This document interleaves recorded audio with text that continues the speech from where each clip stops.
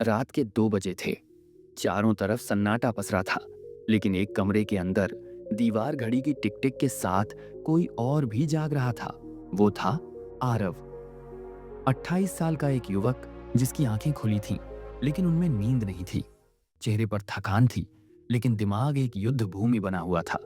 बिस्तर पर लेटे लेटे वह छत को घूर रहा था, जैसे वहां कोई जवाब छुपा हो। क्यों इतना सोचता हूं मैं? क्यों हर छोटी बात दिमाग में चुभती है? क्या मेरी जिंदगी वाकई बर्बाद हो चुकी है? हर दिन की तरह आज भी आरव दिन भर ऑफिस में चुप रहा, किसी से ज्यादा बात नहीं की, और जब घर लौटा तो खुद को उसी अंधेरे कमरे में बंद कर लिया। कभी वह अपने बीते रिश्तों को याद करता, कभी करियर की असफलताओं पर सोचता, और कभी भविष्य के डर में डूब जाता। मैं अच्छा बेटा नहीं बन पाया, शायद मैं उस लड़की के लायक नहीं था। अगर मैं वो इंटरव्यू पास कर लेता तो आज कुछ और होता।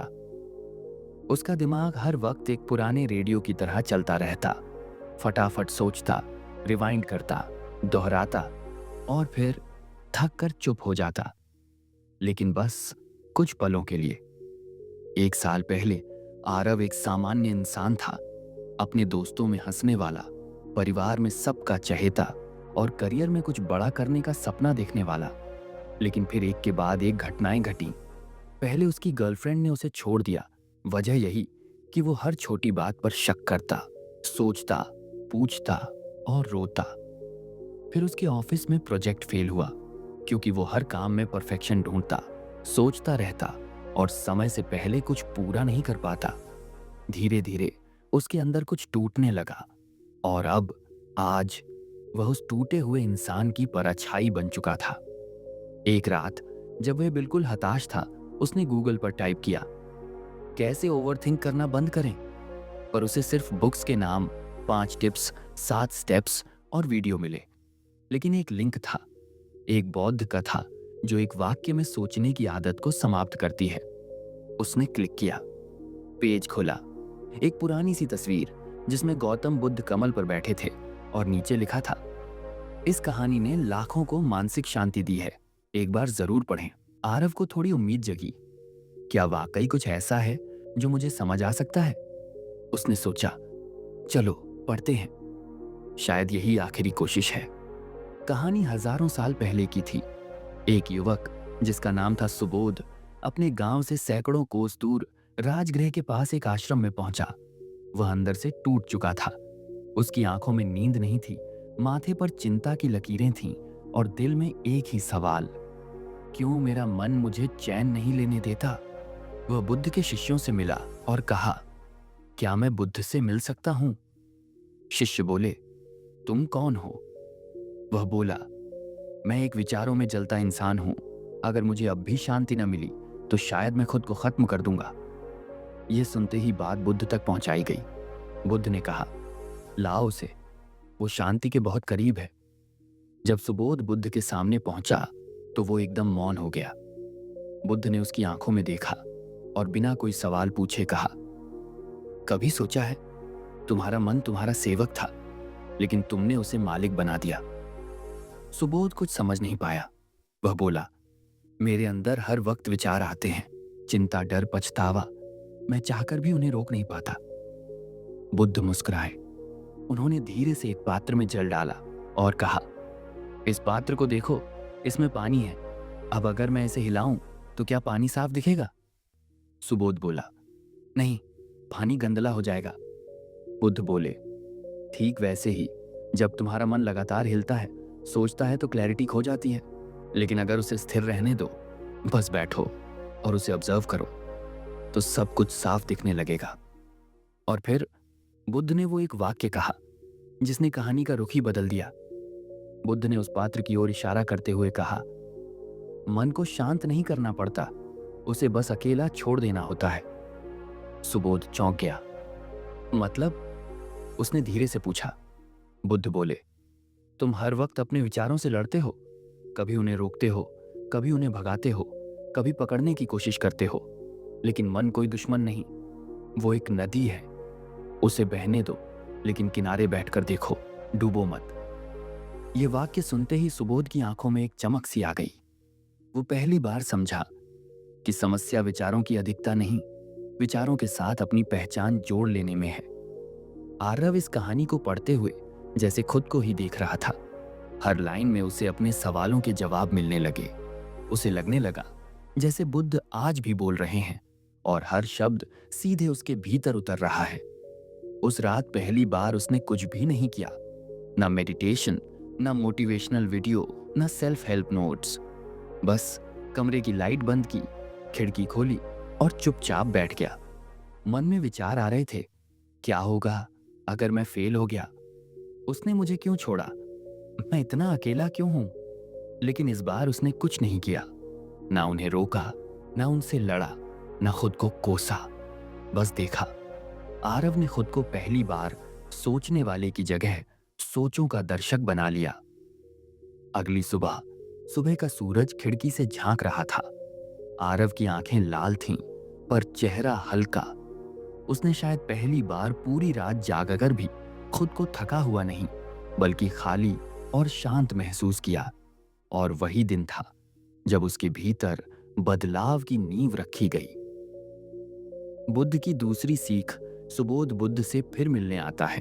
वह पूछता है, अगर विचार आ ही रहे हैं तो क्या मैं कभी शांत नहीं हो पाऊंगा? बुद्ध मुस्कुराते हैं और कहते हैं, विचार आना बारिश जैसा है, लेकिन क्या तुम बारिश को रोक सकते हो? सुबोध मना करता है। बुद्ध बोले, तो फिर अपने विचारों को क्यों रोकना चाहते हो? उन्हें भी ऐसे ही देखो जैसे खिड़की से बारिश को देखते हो।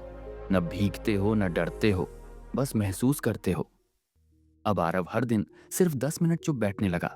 ना म्यूजिक, ना किताब, ना कोई ऐप, बस आंखें बंद और मन में जो आ रहा है उसे देखना। विचार आ रहे थे, तेरा करियर बर्बाद है, तू किसी काम का नहीं, तू फिर से रोएगा। लेकिन हर बार आरव कहता, ठीक है, आओ, मैं बस देख रहा हूं। धीरे धीरे उसके विचारों की ताकत कम होने लगी। जो पहले सुनामी लगते थे, अब बस लहर बनकर छूकर निकल जाते थे। एक दिन आरव मेट्रो में बैठा था। सामने वाली सीट पर एक बूढ़ा व्यक्ति बैठा था जो लगातार हाँफ रहा था। आरव ने उसकी मदद की, पानी दिया। बूढ़ा बोला, बेटा, तुम बहुत शांत इंसान लगते हो, तुम्हारी आंखों में हलचल नहीं है जो आजकल हर नौजवान में दिखती है। आरव मुस्कुरा दिया, लेकिन भीतर कुछ हिल गया। क्या ये वही आरव था जो खुद को हर रोज कोसता था? क्या ये वही लड़का था जिसे हर आवाज डराती थी? बुद्ध की तीसरी गहराई, स्वयं को जानो। सुबोध ने बुद्ध से आखिरी सवाल पूछा, मैं कौन हूं? बुद्ध बोले, तुम वो नहीं हो जो तुम सोचते हो, तुम वो भी नहीं हो जो दुनिया सोचती है, तुम बस वह हो जो इन सबको चुपचाप देख रहा है। और वह दिन सुबोध के जीवन का मोड़ बन गया। उधर आरव ने वही वाक्य अपने कमरे की दीवार पर लिख दिया, तुम्हारा मन तुम्हारा सेवक है, मालिक नहीं। उसने अब धीरे धीरे पुराने जख्मों को दबाना नहीं, देखने की आदत डाल ली थी। 10 दिन बीत चुके थे। आरव अब पहले से बेहतर महसूस कर रहा था। वो अब हर सुबह पार्क में जाता, अकेले बैठकर माइंडफुलनेस करता, और सबसे अहम बात, अब वह खुद से डरता नहीं था। लेकिन जैसे ही जीवन थोड़ा शांत होता है, पुराने तूफान लौटने लगते हैं। एक शाम आरव ऑफिस से घर लौटा ही था कि फोन बजा। स्क्रीन पर नाम था, पापा। पिछले 2 हफ्तों में यह पहला कॉल था। रिश्ते हमेशा से थोड़े कड़वे रहे थे, खासकर जब से आरव ने नौकरी छोड़ी थी और घर वालों को बताया नहीं था। कॉल उठाते ही आवाज आई, तू ठीक है? आरव ने कहा, हाँ पापा, सब ठीक है। लेकिन उधर से कुछ पल चुप्पी रही। फिर पापा बोले, तेरी माँ की तबीयत बहुत खराब है, अस्पताल में है, डॉक्टर कह रहे हैं ऑपरेशन करना पड़ेगा। आरव के कानों में जैसे कुछ झनझन आ गया। क्या? वह चिल्लाया। आरव भागा भागा अस्पताल पहुंचा। आईसीयू के बाहर मां लेटी थी, ऑक्सीजन मास्क में, बेहोश। उसके पिता बैठे थे, आंखें लाल, पर चेहरे पर कठोरता वही पुरानी थी। आरव खुद को संभाल नहीं पाया। कभी मां का हाथ पकड़ता, कभी डॉक्टर से कुछ पूछने की कोशिश करता। उसका दिमाग फिर वही पुराना खेल खेलने लगा। मेरी वजह से ये सब हो रहा है, काश मैंने पहले ध्यान दिया होता। मैंने कितना कुछ बर्बाद किया है। एक पल को उसने खुद को आईने में देखा। वो वही पुराना आरव बन चुका था जो हर चीज के लिए खुद को दोष देता था। उस रात अस्पताल की बेंच पर बैठकर वह फिर से रो पड़ा, मगर इस बार कुछ अलग था। इस बार रोते हुए उसने खुद को रोका नहीं, बस देखा अपने आंसुओं को, दर्द को, हर उस विचार को जो उसे फिर से खींच रहा था। उसे बुद्ध की बात याद आई, जब दर्द आए उसे रोकना मत, देखो, महसूस करो, पर उसमें डूबो मत। और पहली बार दर्द में भी वह पूरी तरह जागरूक था। जब वह घर कुछ जरूरी सामान लेने गया तो माँ की अलमारी में एक पुरानी डायरी मिली। उसने यूं ही पन्ने पलटे, एक पन्ने पर लिखा था, मेरा बेटा थोड़ा ज्यादा सोचता है लेकिन बहुत अच्छा दिल रखता है। मैं जानती हूँ वो कभी भी किसी को हर्ट नहीं करना चाहता। उसका मन जितना अशांत है एक दिन उतना ही शांत भी होगा, मुझे उस पर भरोसा है।